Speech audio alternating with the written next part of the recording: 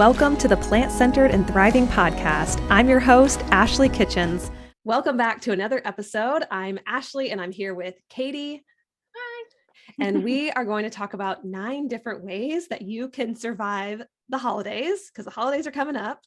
If you're plant-based, if you're new to plant-based eating, and you're going to be around people who are not. We've been getting a lot of questions, Katie and I, about how to go into the holidays being plant-based, especially when you know it's going to come with questions or some challenges. And first, I want to say, if this is your first plant-based Thanksgiving or Christmas or whatever it is that you're celebrating later this year, congratulations. I'm so excited for you. I remember my first Thanksgiving that was mostly plant-based, and it's a really big deal. So more than anything, I just hope that you really enjoy this time of year. I hope it's just a wonderful time for you, because these are big moments, and I'm just really, really excited for you. All right, Katie, so let's get started and talk about how we can enjoy the holidays and kind of go into it with a little bit of a plan so that we're prepared, so that we can make our experience all the more enjoyable. And the first thing we came up with, because we know what's going to happen, number one, is to just prepare that questions are going to come at you from family or friends about being vegan, about being plant-based, about being mostly plant-based, wherever you're at on your journey. Just know that it's going to happen. And first and foremost, by no means do you have to justify the way that you eat. You don't have to justify your choices, but at the same time, it can be a great opportunity, if people are coming at you with questions, to respond in a way that you're able to share your opinion and your experience with other people. Absolutely. And I think just realizing that most of the time it's coming from a place of curiosity and genuine interest in why you've decided to make these changes. And so I know, just speaking from my personal experience, sometimes, and I'm always a work in progress, but if someone asks me questions, sometimes I get on the defense and I kind of, might come across a little bit harsh or a little bit curt. So I try to remember that if I'm meeting someone new, that most of the time the questions come from genuine curiosity. So just kind of keeping things lighthearted and simple, and just appreciating the fact that someone's interested in how I live my life or what I choose to do. And maybe they might be interested in more plant-based living. You never know. Yeah, it's true. You never know what your responses might spark in somebody else. And I think that's a good Yes. point too, is recognizing where the questions or comments are coming from. If they are coming from a place of curiosity, where maybe you feel more open to sharing your experience, or if they're coming from a place of judgment and you know right off the bat, this is actually not something that I want to respond to or engage in, because you can tell it's not going to be maybe a great discussion or an open-minded discussion.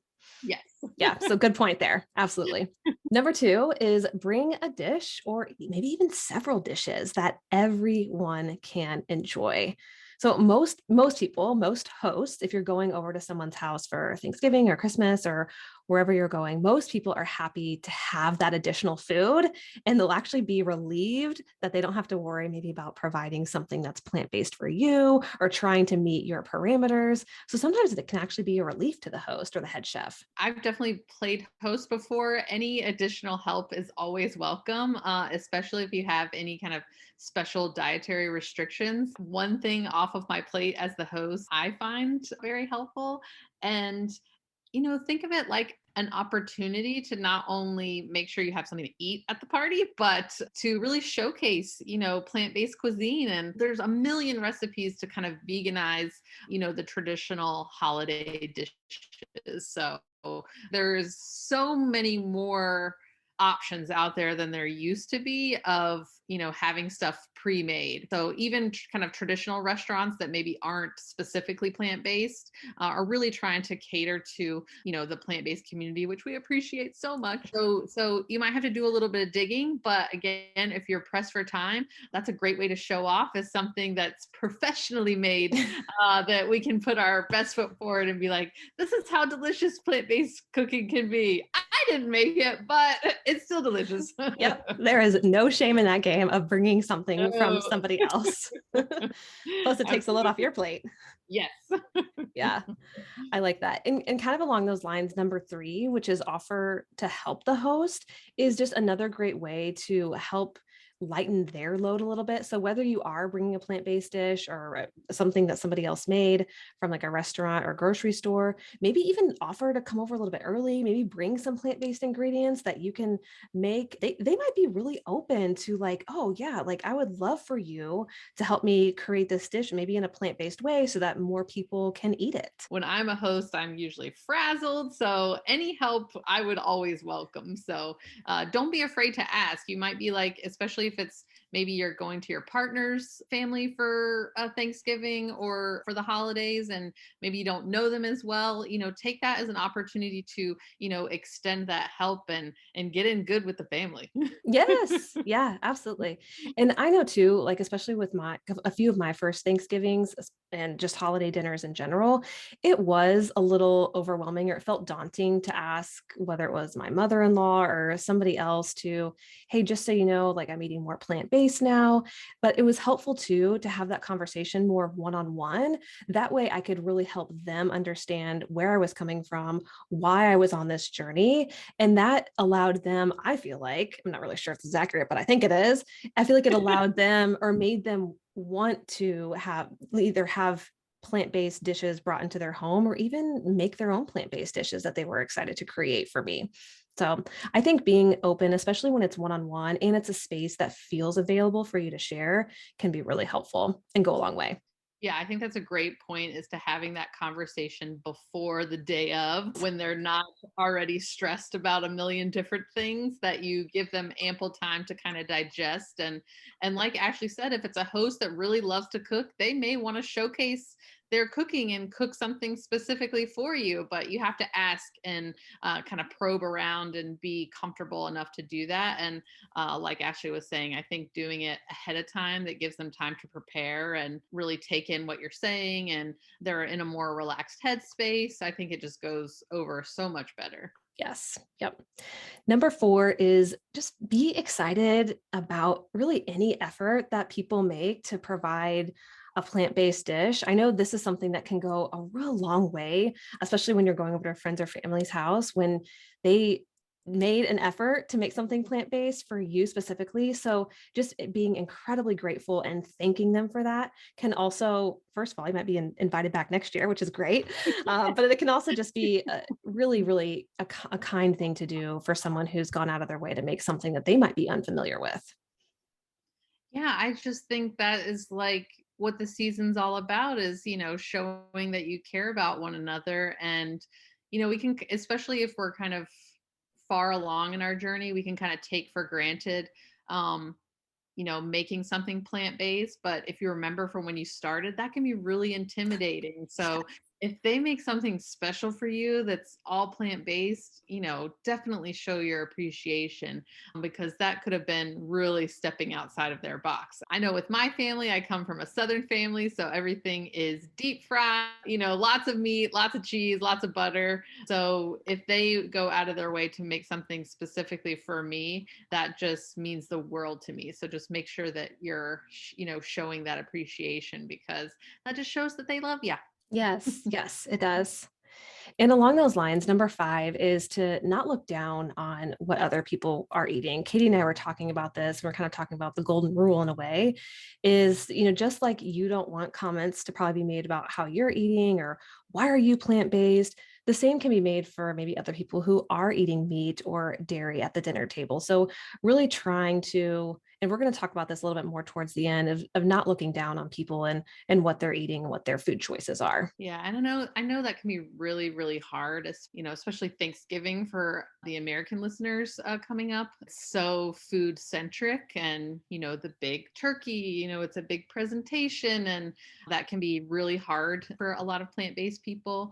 But like Ashley was saying, you just have to remember, it's reciprocal. So just like I don't want to spend my Thanksgiving dinner, arguing about what I'm eating or why I'm eating it, I'm sure they don't want to do that either. So it's always that kind of time and place type of rule.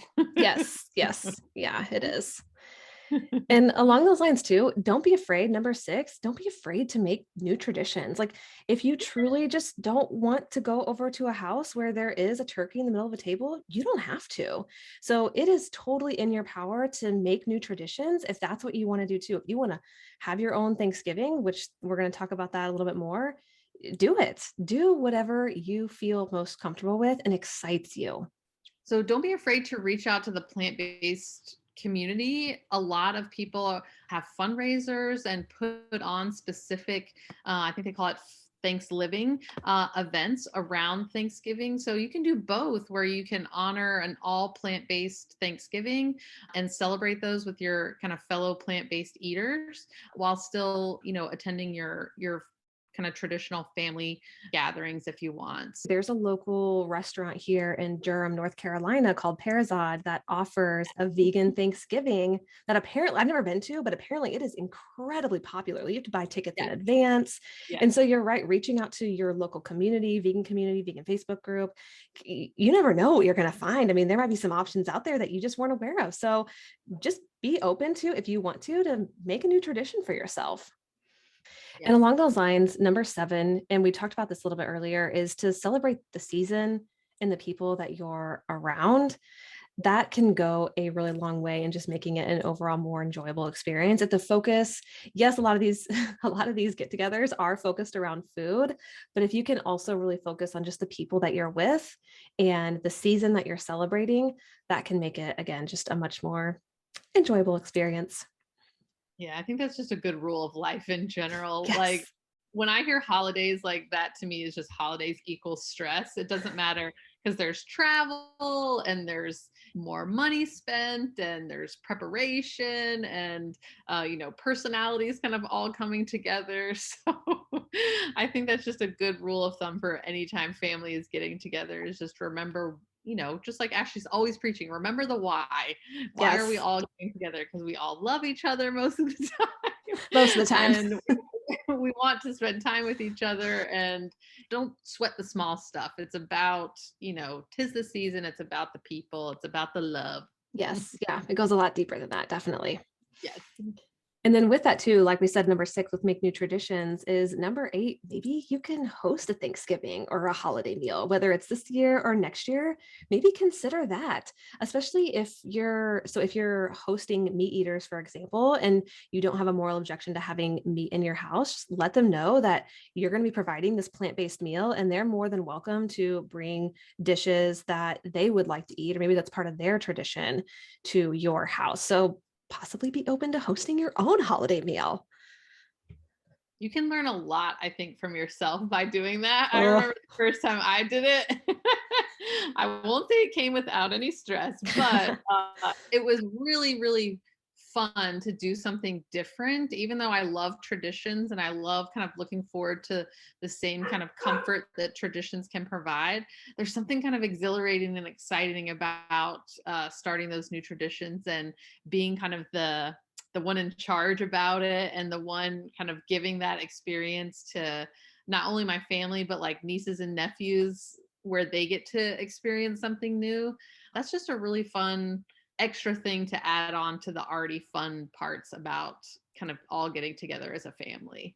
So yes. that'll bring us to number 9. Yep. Which number 9 is, let's say, speaking of, have fun as much as you can. Have a really, really fantastic time. And again, if this is your first plant-based holiday season, huge congrats to you. If you've been doing it, whether you've been doing it for 1 month, 1 year, 10 years, 20 years, it's an incredible time of year to celebrate, yes, the food, but also to family, friends, and all the above. I So know. speaking of, we had asked some questions on Instagram, or we had asked for questions to be asked in regards to navigating the holidays when you're plant-based. And so we pulled some of them, and we're going to talk through a few of the questions that you have asked that we want to share, that we think a lot of people would probably actually ask. So the first one goes back to more of what we talked about in the beginning, number 1, with just comments that people make. And this Instagram user, she had a potluck comment of someone saying, quote, "You don't expect to eat everything, do you?" End quote. So I think what this question is about is, are we expecting people to completely cater and change their traditions in order to fit our new lifestyle? To that, I say definitely not. If I am coming to, and I think this goes to some of the stuff that we've already talked about, is, I want to help the host as much as I can, or help the family members as much as I can, and take care of my own stuff. So if I want a specific meal at Thanksgiving, I definitely expect myself to, handle that. So I think it's about, setting the correct expectations. So it sounded like this person was under the impression that we wanted, or we expected everybody to cater to us. And I think that's just kind of misinformation and miscommunication. So I think a quick conversation can fix that right up. So I think it's about kind of expectations. What do you think, Ashley?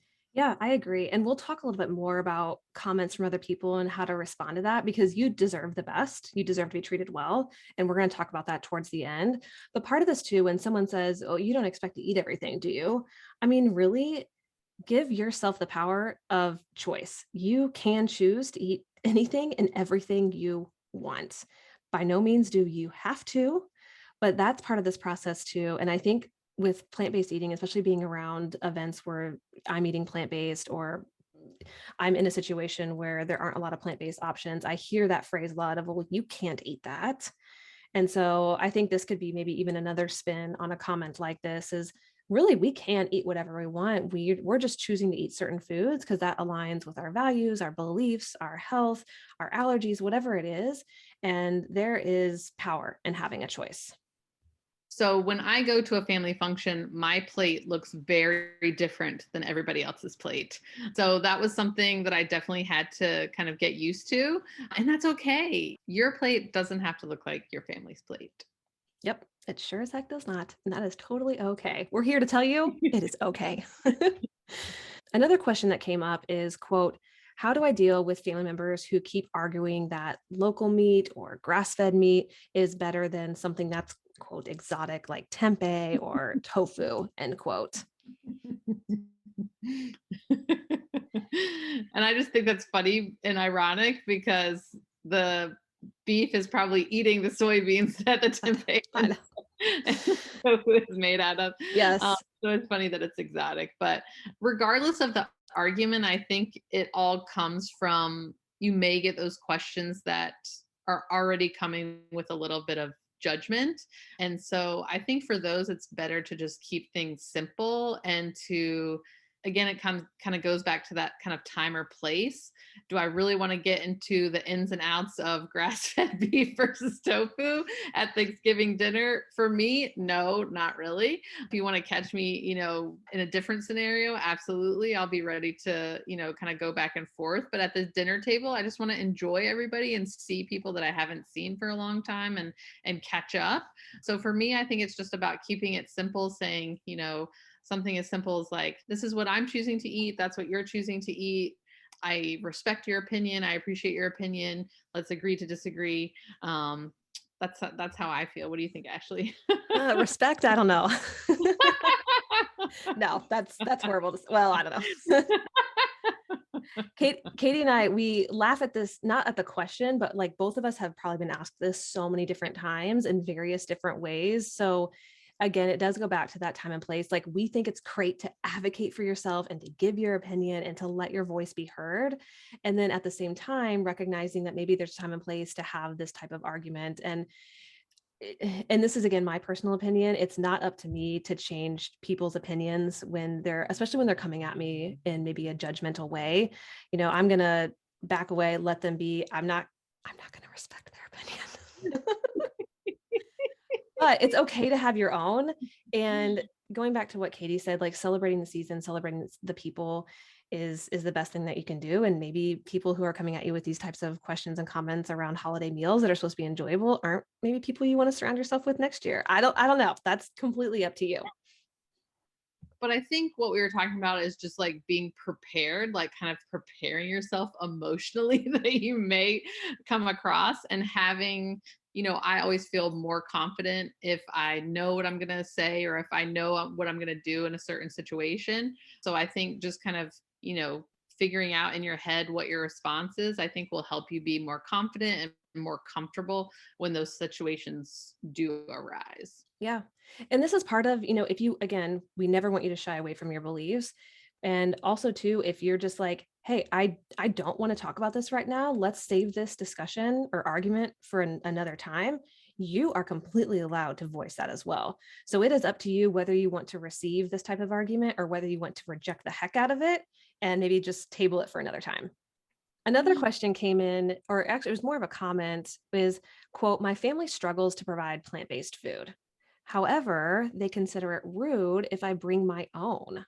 What are your solutions? End quote. This is an interesting one because I think it involves a little bit of dissection. So every family's different. So would my family consider it rude if I brought my own? No, but maybe Ashley's would, or vice versa. So I think it may be a cultural thing, or maybe a regional thing, or a religious thing, where the host wants to be kind of the sole provider, and I totally get that.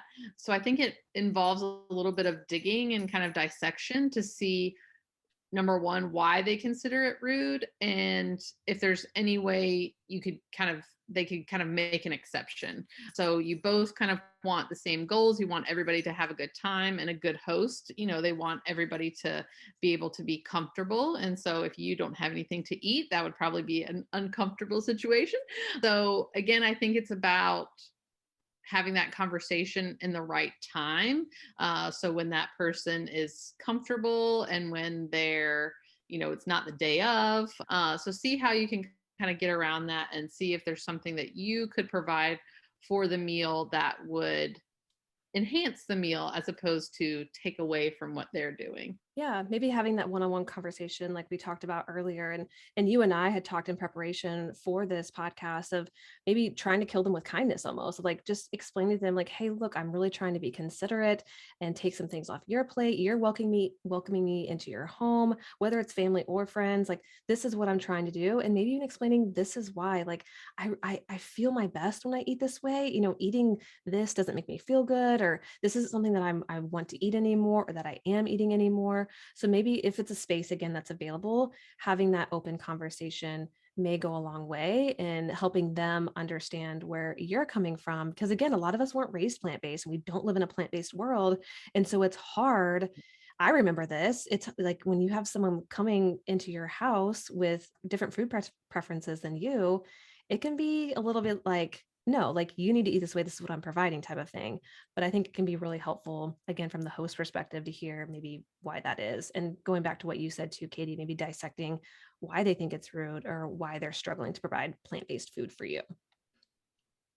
Absolutely. And I think we talked about this in our last mentorship group, and we have another one coming up in January. Yes. But we were talking about kind of scripts and responses to questions and things like that. And I think it was your suggestion, Ashley, that if you have someone that's just really digging their heels in and not understanding where you're coming from, is to blame it on your doctor. Say, my doctor says I have to eat this way. Yeah. And there's usually no argument to kind of go against that. So when in doubt, blame it on your doctor. Yes, there is this incredible psychologist named Dr. Lyle, and he studies just people's like responses and behaviors. He's plant-based psychologist, and he says that is one of the number one things where people are like, "Oh, okay, your doctor said that." Then because we look at them as like this power of authority, and so that's sort of a reasoning. You're like, "Okay, well, you can bring your own food then," or I don't want to mess with this. So, great point. Another question, and we touched on this a little bit earlier, Katie, was, quote, I'm new to this. So first of all, congratulations on being new to this. And then they go on to say, quote, so how do I bring my own food politely? Katie, what do you think? Like we've kind of been saying, I think how you can help the host the best is giving them lots of time to prepare. And I think, like we were saying, seeing how you can enhance the meal by what you bring. Think about, I was a former event planner in a former life. So think about like the presentation, the utensils that you'll need, kind of think it out from beginning to end, and kind of have all those questions answered to going to be any additional cooking preparation once you arrive. So really take all the guesswork out of the host. So it's just something that is really easy for them. So I think making it as easy as possible for the host, I think is the first step for sure. Yeah. And this goes back to maybe even being a little bit vulnerable. Again, if the space is available for you with this person, with this host, with this chef, is being a bit vulnerable on why you're on this journey and explaining to them, again, if you feel comfortable doing so, and if it's a space that you can confidently share your opinion, then I think it's great too to have, again, that sidebar conversation like we've talked about, just to help them understand where you're coming from. And I think the great thing is everything is so different now. And I think it's like one of those things, everybody has somebody in their family that's plant-based. So it's becoming much more mainstream instead of, on the outskirts and obscure. You can point them to this podcast as a resource if you need Yes, yes, love that. Lastly, we consolidated a bunch of different questions that all were sort of similar in that it's basically you going over to friends or family's house and getting pressure from them of like, oh, I made this especially for you, or this is my famous mac and cheese. You always ate this. You should eat it. You should try it. You used to love this. Or can't you have meat just this one time? Or another one is, can't you just have a cheat day? It's no big deal. You'll be fine. And I took this quote from Binge Eating Dietitian. She's on Instagram and she's a great page if you want to follow her. But she says, with these types of comments, she put up a reel recently. She says, quote, "You deserve better. You're allowed to ask for respect and tell people they need to talk to you better. You are worthy of kindness and to be treated the way you want to." And I thought this was really helpful because sometimes when you go into situations like this that maybe are a bit more uncomfortable, or there is more arguing or struggling or more just peer pressure from friends or family, is just knowing that you deserve better and you deserve to be talked really, really well too. What do you think, Katie? You think of peer pressure and you think high school and you've already passed that, but I know I definitely, when I get in a big group of my family, the people that I love and that care about me the most in the world, I do feel that pressure to, if they offer me something, and that's a lot of tradition in my family is, food is how you show love to people. You cook for them, right? A lot of times I have to kind of give myself a pep talk before I go and say and remember, like, this is my why, this is what I'm looking forward to eat today. And Ashley and I, as we were preparing this, I was talking about, especially for us Americans, Thanksgiving, we often overindulge. It's all about abundance and kind of going overboard. And then I spend, the rest of the day just feeling awful because I've overindulged, because it is kind of like, go ahead and get a second plate, go ahead and have a second helping. I made this just for you.